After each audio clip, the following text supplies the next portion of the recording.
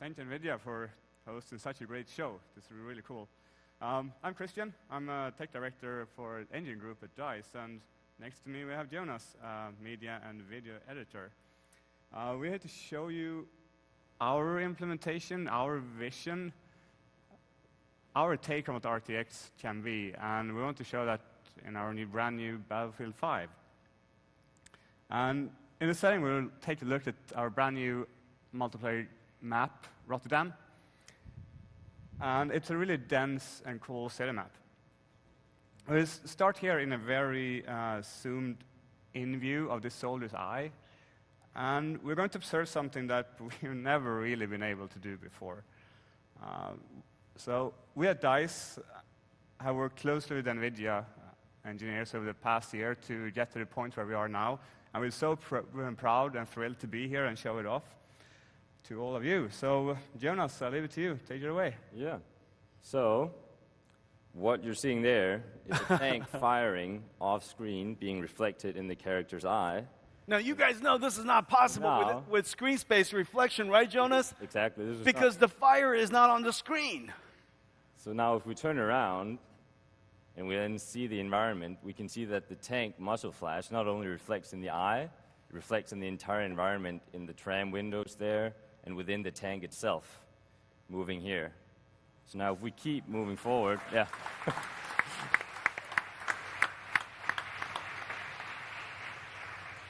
Great. So of course, one of the big challenges of SSR is also complex surfaces like this.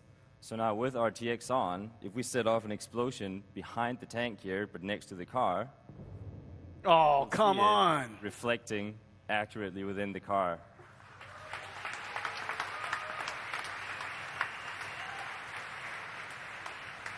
That's impossible. Of course. How would you do that with RTX off? Yeah, how does that look?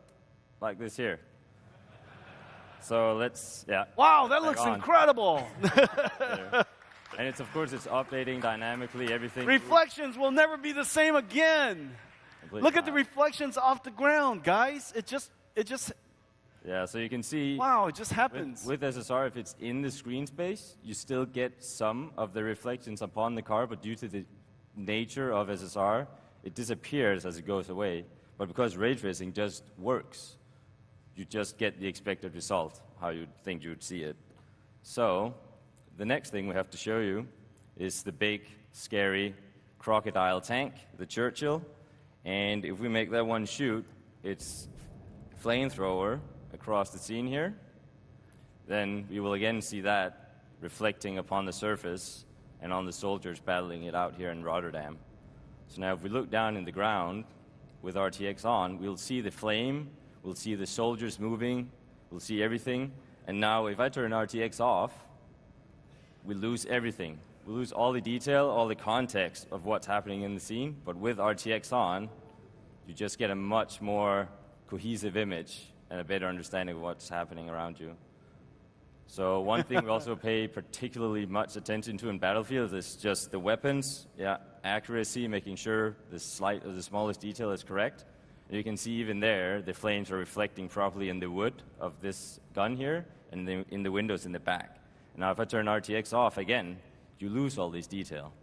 So, yeah. Wow. Really cool. Now, thing. Jonas, what you guys have done is all of your guns, all of the objects are modeled physically. Exactly. It's physically based. And so the gun has wood, which is diffused.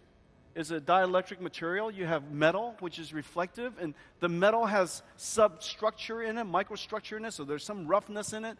And so without doing anything at all, because it's physically based, we shoot a ray into that scene. It intersects with a triangle on that piece of metal on the site, and it figures out, I need to boink, generate another reflection ray, and it traces its way to the flame, which is coming by, and when it comes by, it accumulates on the surface, it shades it perfectly all by itself. Ladies and gentlemen, the magic of ray tracing. Exactly. And there's more. So what you see now are objects that are really close by, but ray tracing works for more yet. So up here, we've got two C-47 airplanes. They've been shot down. They're crashing with their engines on fire. So now if we go over to the car here, and you can also see the flame reflecting in the car nicely over there. So if we keep moving forward, and then look down on this reflective car right here, we will still be able to see the plane. If we move back here, we can see the plane reflecting in the car. If I move this lens flare. Wow, your lens flare works right good. there, yeah. And then with RTX off, I love lose it. everything of it. Yeah, look at that. You can keep moving forward. Wow.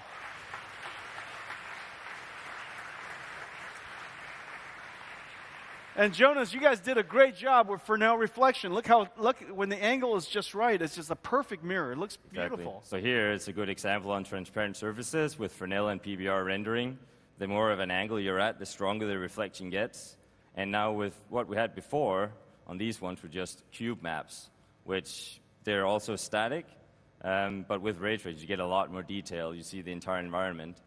And of course, as I said, the old school cube maps, they are also static. So say that we were to destroy this building here, make a tank shoot it, with ray tracing on, you'll be able to see frostbites and Battlefield's destruction system within the window, moving dynamically. And now, to end it all off, RTX, I mean, it works on the entire scene. So what if we were to shoot off a V1 rocket here and zoom out, get a good view of the entire street of Rotterdam, and then take a look at the windows, all the places that you would expect to reflect. For now, turn up the time again, and we just wait patiently for the V1 to hit the ground. And there.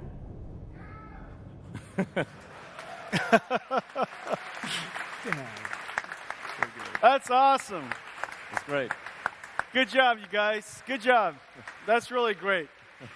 And Thanks it's a lot. amazing what you guys did so fast. I know you guys worked super hard, but it's amazing how you guys implemented this stuff so fast. I mean, that's one of the benefits of ray tracing. You know, the benefits of ray tracing is because things are going to behave physically. You should be able to turn things on. If the rest of your system and your models are done properly, you could turn these effects on relatively easily. I mean, it still takes a great deal of great engineering, but comparing to doing it the traditional way of arting everything into existence, the amount of engineering that has to be done is just significantly lower going forward. You know, hopefully, using the laws of physics, when you guys create a scene, things would just look right and behave accordingly. And so this is really just such a great achievement. Wow, things are still falling apart. Yeah. I've never given a talk in total destruction before. You guys do destruction great. You're great at destruction. That's a lot of pent-up anger there, sir. Lots of great destruction. Okay, you guys made an amazing trailer. Let's take a look at it.